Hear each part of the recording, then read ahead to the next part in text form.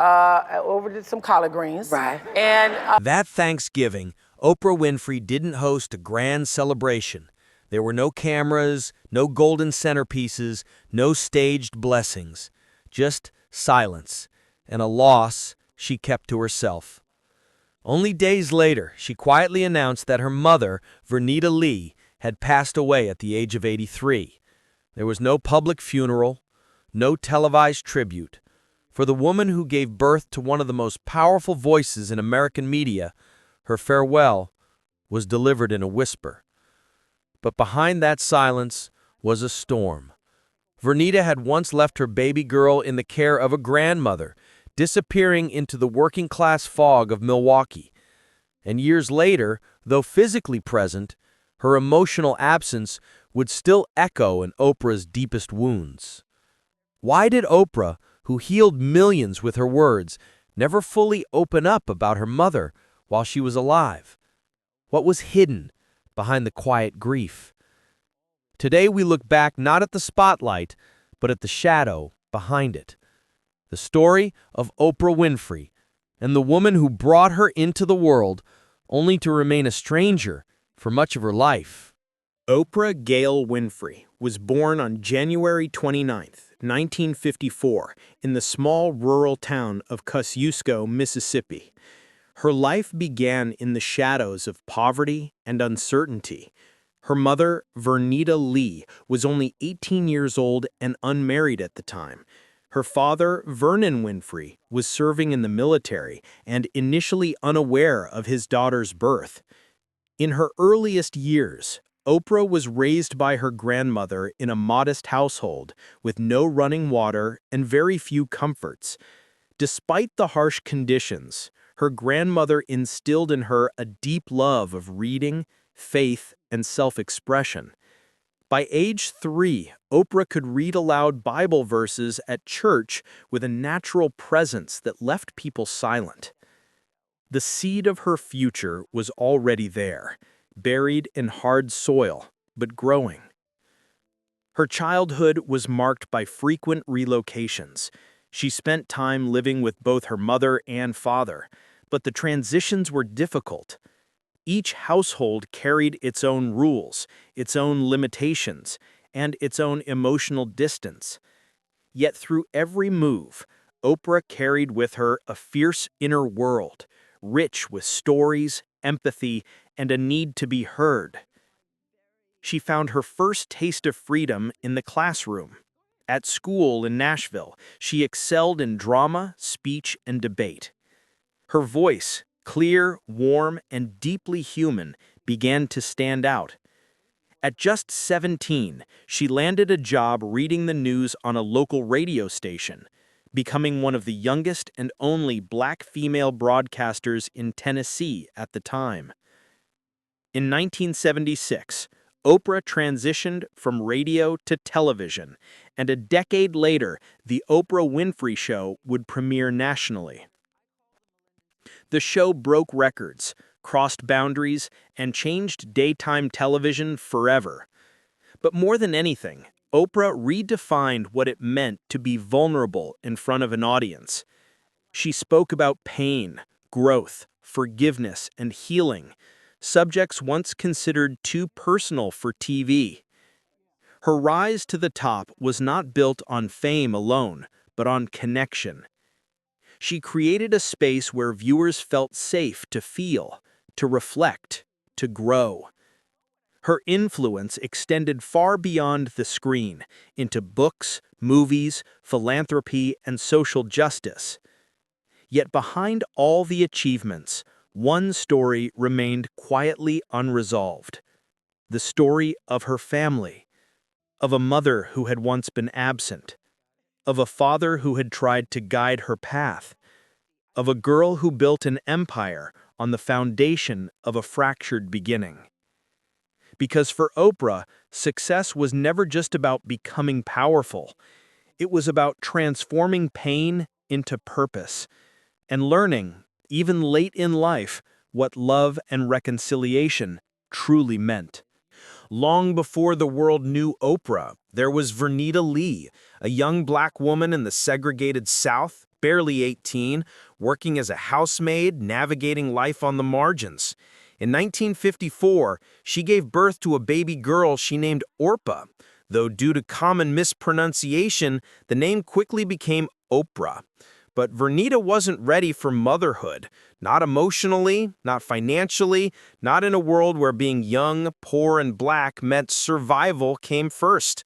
Shortly after giving birth, Vernita made a decision that would shape Oprah's life forever.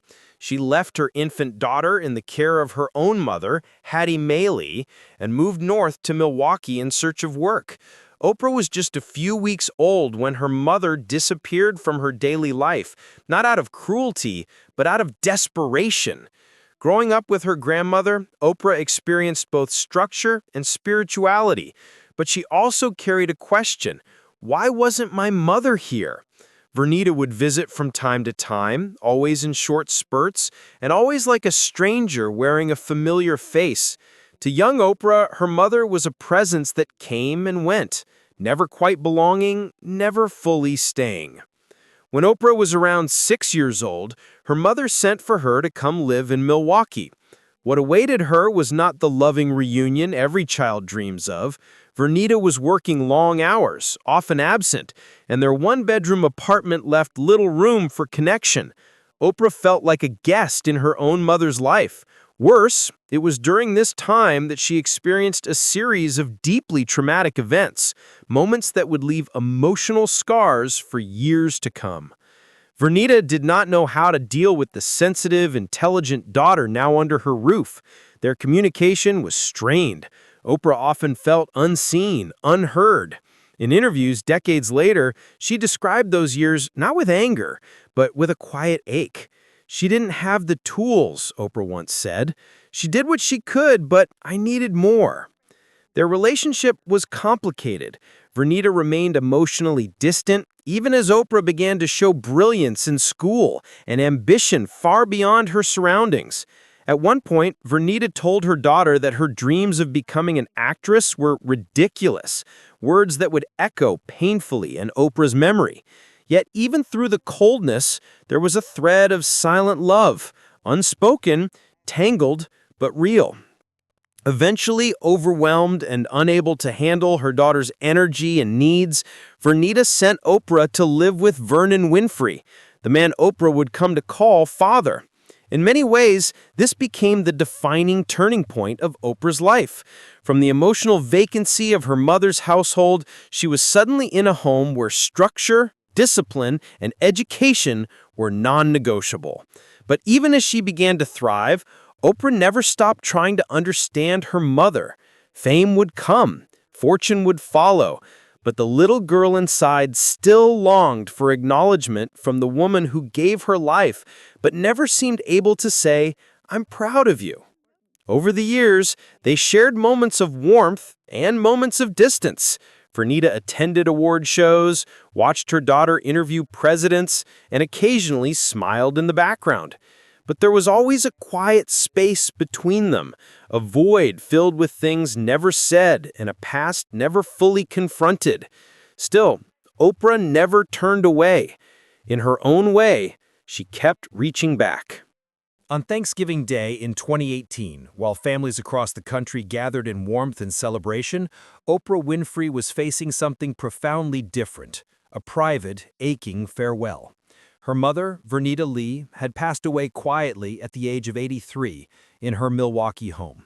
No flashing headlines, no public statement, just silence and the closing of a chapter that had been quietly unresolved for decades.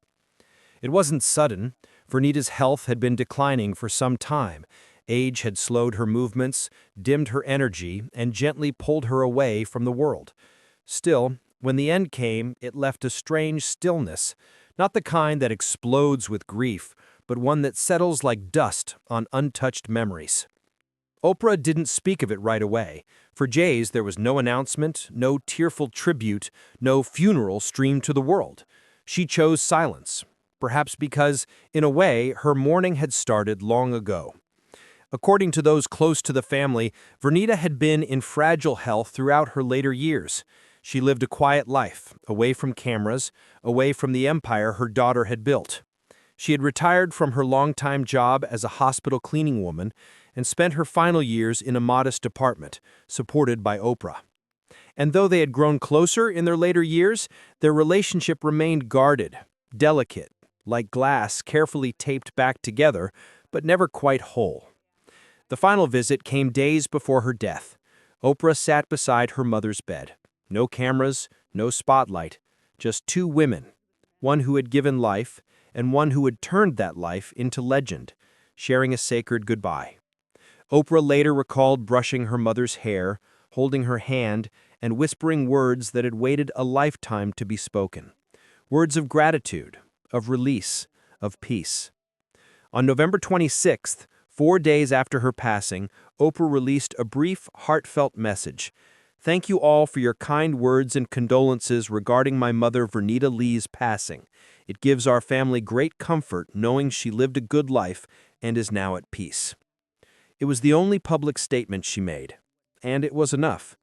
There was no drama, no tabloid frenzy, just a quiet departure, fitting for a woman who had lived most of her life in the background of someone else's story. But that's the complexity of it all, because Vernita Lee wasn't just Oprah's mother, she was the beginning of everything, the source of pain, the root of struggle, and ultimately, a figure of redemption. Her passing didn't just mark the end of a life, it marked the closing of a circle that had taken over 60 years to complete. And in that moment, Oprah didn't grieve as a global icon. She grieved as a daughter who had finally said goodbye not only to her mother's body, but to all the unanswered questions that had haunted her since childhood. There was no grand ceremony, no public spectacle, no televised eulogy. When Vernita Lee was laid to rest, it was in a quiet, private service, far from the spotlight that had long followed her daughter's every step. For the woman who had given birth to one of the most recognizable figures in the world, her final goodbye was almost invisible to the world. The funeral was held in Milwaukee, with only a small circle of family and close friends in attendance.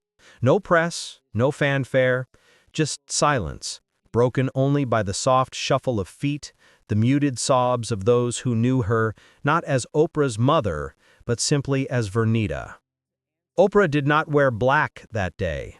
Instead, she arrived in soft earth tones, carrying with her a small folded piece of paper. As she approached the casket, she placed the note inside, close to her mother's heart. No one knows what the letter said, and perhaps that's the point. Some goodbyes are too personal for cameras, too sacred for public eyes. There were no celebrity appearances, no photo ops. Even Oprah's longtime partner, Stedman Graham, remained out of view. This wasn't a farewell for the world. It was a farewell for the daughter who had spent her life reconciling love and longing, presence and absence. As the service began, gospel music played gently in the background. Songs Vernita had once hummed while folding laundry, while sweeping floors, while dreaming of a life she would never fully live. The air was thick with incense and memory, and when the pastor spoke, he didn't talk about fame or television or the billions of people Oprah had touched. He spoke about endurance, about a woman who had survived poverty, racism, loneliness, and the weight of her own silence. Oprah sat quietly near the front. Her hands were clasped, her head bowed. Her eyes, though heavy, were dry. She didn't cry in front of the room, not because she didn't feel, but because she had long learned to grieve inwardly, to carry pain like a stone in her pocket, always present, but hidden. At the end of the service, she stood and walked slowly toward the casket. There was no speech, only a single gesture. She placed her hand on the lid, closed her eyes, and whispered something no one else could hear. In that moment, the room stilled. For all her power, all her influence, all her triumphs, here stood a woman stripped down to the most human version of herself. A daughter saying goodbye to the one person who had shaped her in ways both painful and profound. The casket was lowered into the earth quietly. No cameras clicked, no headlines followed, just wind through trees, a few scattered rose petals, and the sound of healing, not from applause, but from closure. That day, Oprah didn't bury her mother. She buried the final trace of the little girl inside her who had spent decades waiting to be seen. In the months following her mother's passing, Oprah Winfrey returned to the spotlight, but something had shifted. Her voice, still powerful and eloquent, carried a new softness, a deeper stillness, as if something within her had finally settled. She never held a televised tribute, no magazine covers or grand gestures. Instead, her mourning unfolded in quiet, almost imperceptible ways. A brief mention in an interview, a deeper pause during a speech, a moment of reflection that wasn't there before. For decades, Oprah had carried the weight of a complicated bond, yearning for connection, struggling with disappointment, and eventually finding a quiet kind of forgiveness. Vernita's death didn't spark a dramatic breakdown or a sudden transformation. It marked a closing of a long internal journey, one that had started the day Oprah was left in her grandmother's arms. In one of her only public reflections, Oprah described their final days together as a sacred goodbye. She recalled brushing her mother's hair, playing her favorite music, and whispering words she had once feared she'd never say. She told her, "You can let go now," Oprah said, and she did. Afterward, Oprah channeled her energy into stories about healing and generational trauma. She launched new episodes of Super Soul Conversations, focusing on forgiveness, mother-daughter relationships, and emotional freedom. For many, these episodes felt more personal than ever before, like she wasn't just hosting, she was living the message. Friends close to Oprah noticed a lightness in her presence, not joy, exactly, but release. The burden of unfinished business, the invisible ache of trying to bridge the emotional distance with her mother, had eased. There was nothing left unsaid. And yet, Oprah never turned her grief into a spectacle. She didn't dramatize it. She honored it privately, because grief, she knew, doesn't always need an audience. Sometimes it just needs time and silence. In interviews, she often returned to a single idea, that people do the best they can with what they have. And Vernita, for all her limitations, had done her best. It just took Oprah a lifetime to understand that. In the story of Oprah Winfrey, we often speak of triumph, of barriers shattered, empires built, lives changed. But beneath the applause and accolades lies another story, one not told in headlines or television specials. A story of a daughter and a mother, of silence, longing, distance, and finally peace. Vernita Lee was not a perfect mother. She struggled, she fell short, and for much of Oprah's life, she remained a distant figure. But in the end, the woman who once couldn't raise her child gave her something else, an opportunity to forgive, to understand, to let go. And Oprah took it. Because sometimes healing doesn't arrive in grand reconciliations or perfect closure. Sometimes it comes in a quiet room with whispered words and a final touch, a final breath, a final goodbye. Every spotlight casts a shadow, and in Oprah's life, that shadow was shaped like a mother she never fully knew, but never stopped loving. And you? Have you ever made peace with a wound that never quite closed? If this story touched you, don't forget to leave a like, share your thoughts in the comments section, and subscribe to the channel, where behind every star there is a family story waiting to be told.